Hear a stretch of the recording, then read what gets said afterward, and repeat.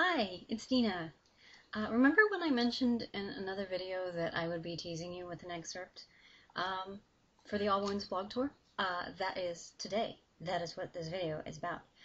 This is the teaser video.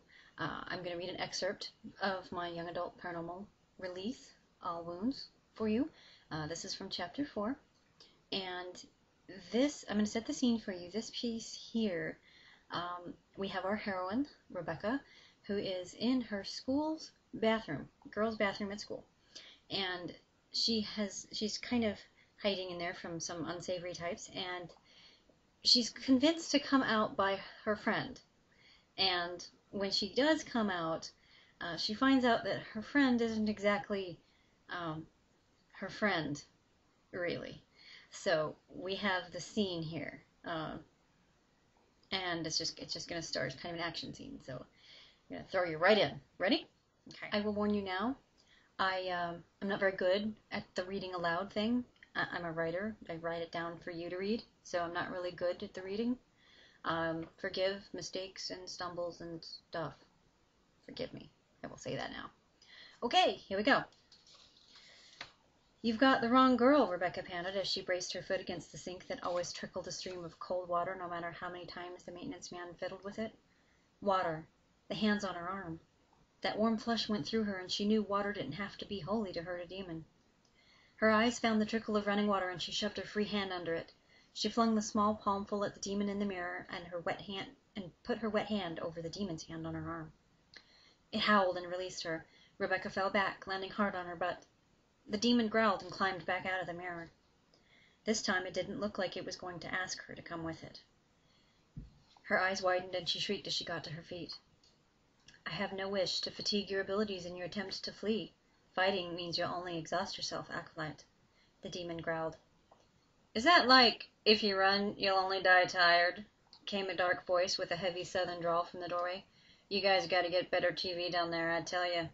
Bad movie lines ain't scary." The voice's owner looked over at Rebecca. "You okay?" Rebecca just nodded, staring at him. He was huge. Bigger than even the largest football player on her school's team, and he didn't look any older than 17. Well, if he combed his shaggy brown hair a little better and changed his clothes from jeans and a t-shirt to something more mature, he could probably pass for 20, but certainly not any older.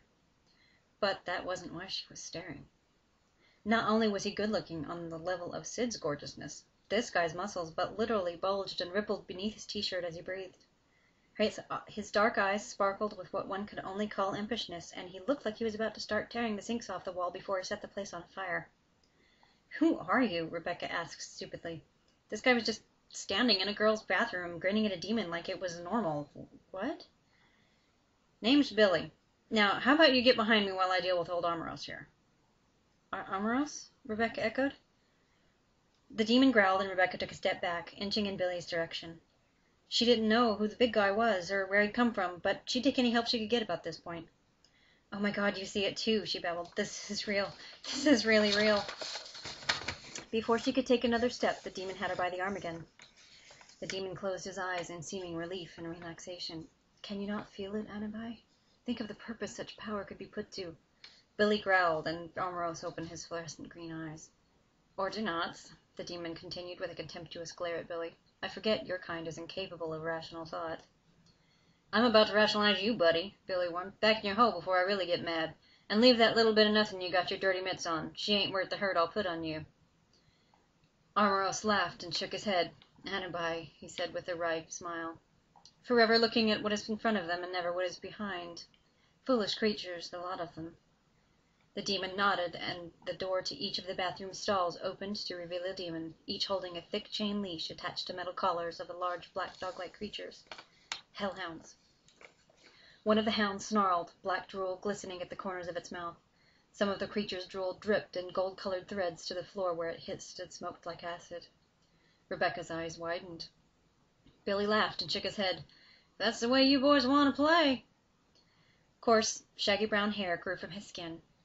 The hair on Billy's head lengthened to meet the identical hair on his back, while his ears lengthened into furred points and moved up and closer to the top of his face.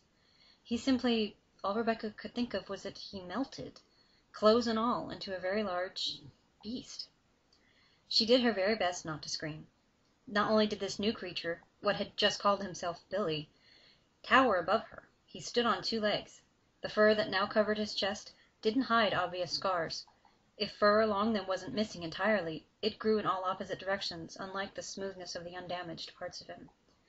Anubai, the demon, had called him, and Rebecca knew she was staring a werewolf in the face. The face, that was perhaps the most frightening thing of all. The left side looked like it had been torn away and then put back together again with glue that had never dried. His left ear drooped much further down than the right one, and his left cheek did the same.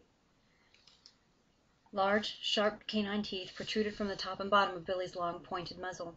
The undamaged right side of the wolf's face curled in a sneer at the 5 other demons that had shown themselves. Rebecca was shocked to hear him speak again.